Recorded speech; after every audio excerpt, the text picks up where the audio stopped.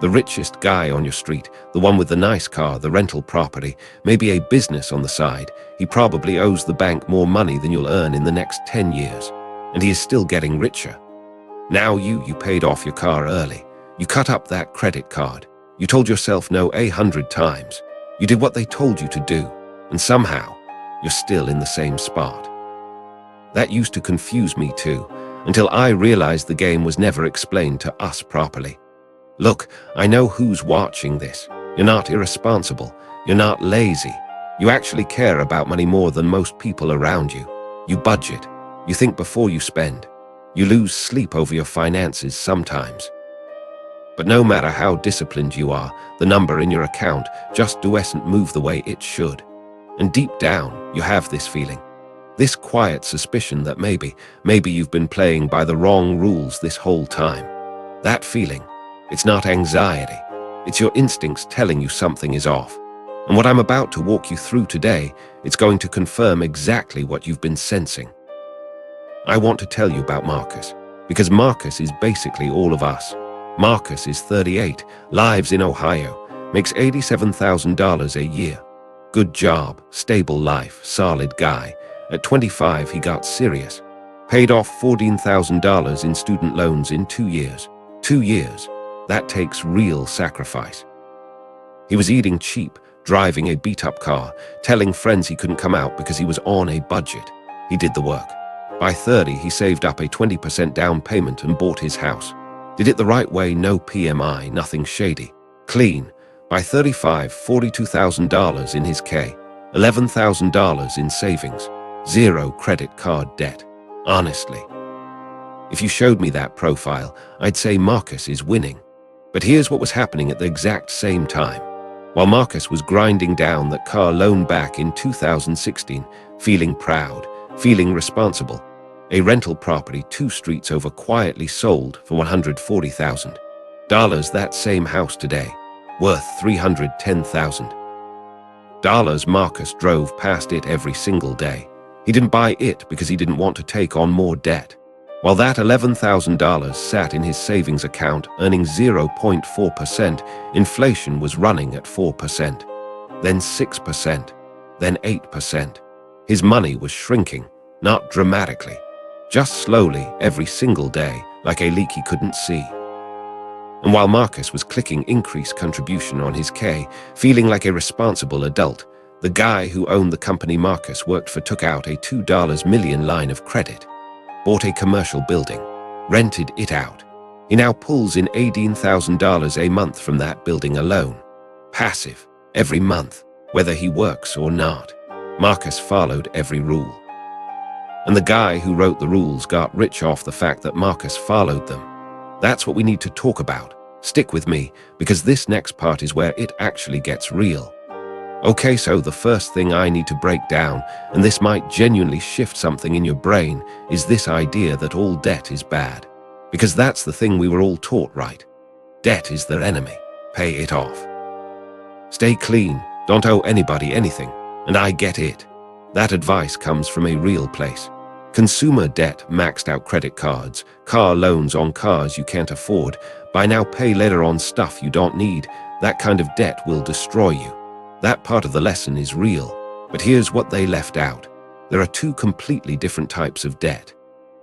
There's debt that drains you. You borrow money, you buy something that loses value, and you pay interest on top of it.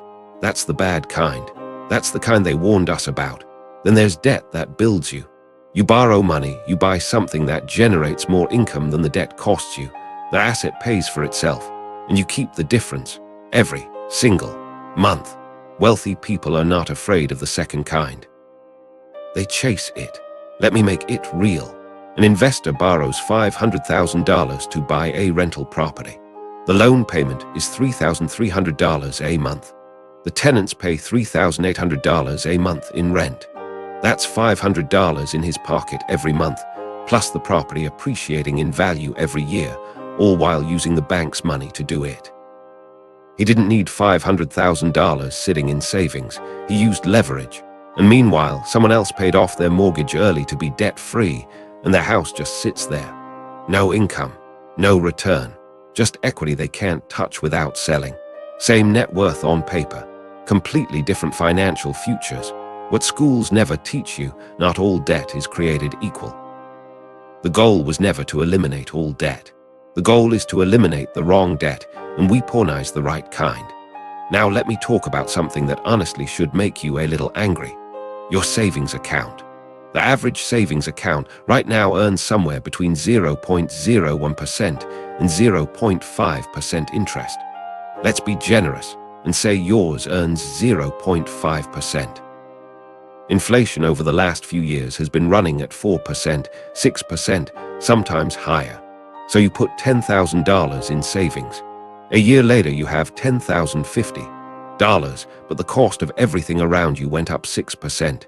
Your $10,050 buys less than your original $10,000 did. You saved money, and you got poorer. Now here's the part that really gets me. Your bank took that same $10,000 you deposited, lent it out to someone else at 7%, 9%, sometimes 24% on a credit card, collected all of that interest, and gave you $50 as a thank you. You are literally funding their wealth-building engine and smiling about it because at least you're being responsible. The wealthy keep a cash buffer for emergencies, maybe 3 to 6 months of expenses. That's it. Everything else gets deployed into assets that actually grow. A dollar sitting still is a dollar moving backwards. Write that down. Don't click away, because what comes next is the part they really don't want you to think about. Let's talk about the K. And I want to be fair here. I'm not telling you to stop contributing, especially if your employer matches. That matching is free money. Take it. But I want you to understand what you're actually agreeing to. You put money in. You can't touch it until you're 59 and a half. And if you do, you pay a 10% penalty on top of income taxes. You have almost no control over how it's invested. And when you retire and start withdrawing, you pay income taxes on every dollar you pull out. You didn't avoid taxes, you just delayed them. Now look at what wealthy investors are doing. They own real estate, and through something called depreciation, they can generate rental income that the IRS barely touches. They own businesses, so expenses get written off before they're ever taxed. They structure things so that their money works for them right now, not in 30 years. They're not waiting for retirement to start living off their wealth. They built income streams that run today, and here's what genuinely frustrates me about this. The tax code in America is over 70,000 pages long. Buried in those pages are completely legal strategies that wealthy investors and business owners use every single day to protect and multiply their money. Strategies your accountant might not even mention unless you specifically ask.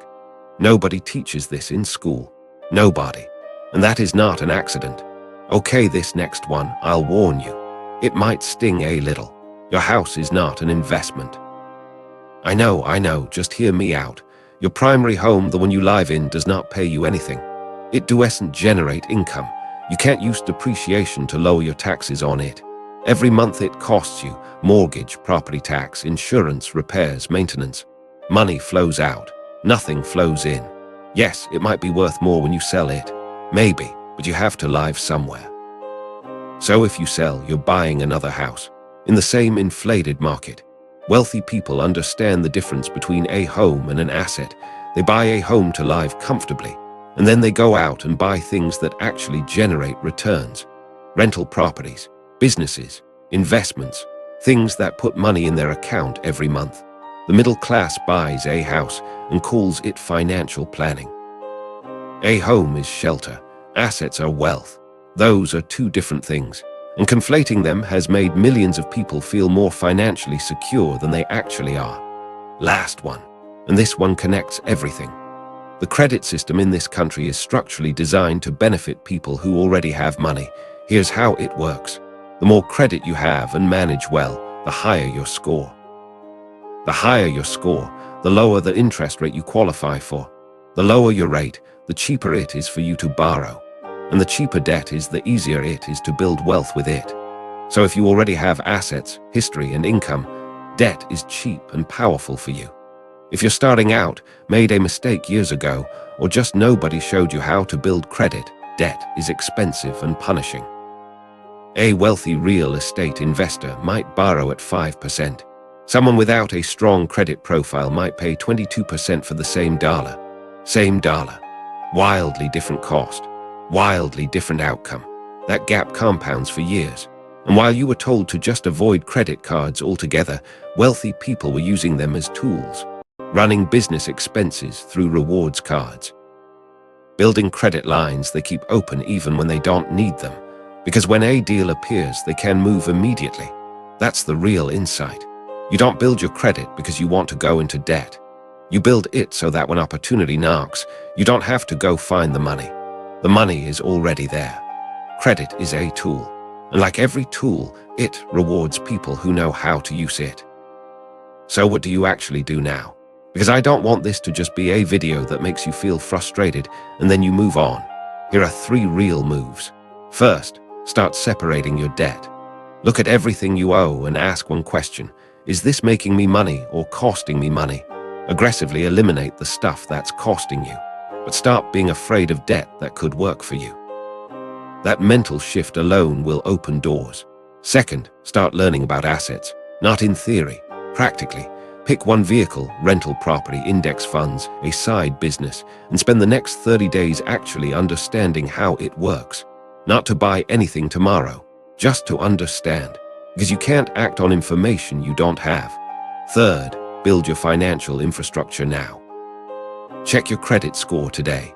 Understand what's on your report. Open a credit card if you don't have one and pay it off every month.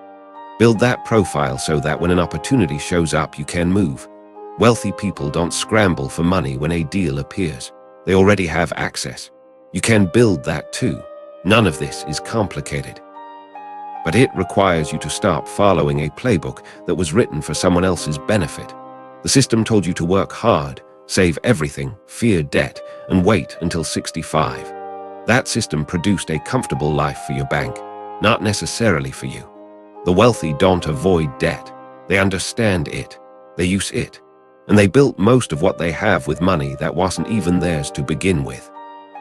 The only difference between them and you is the information they had access to, and the information you were quietly never given.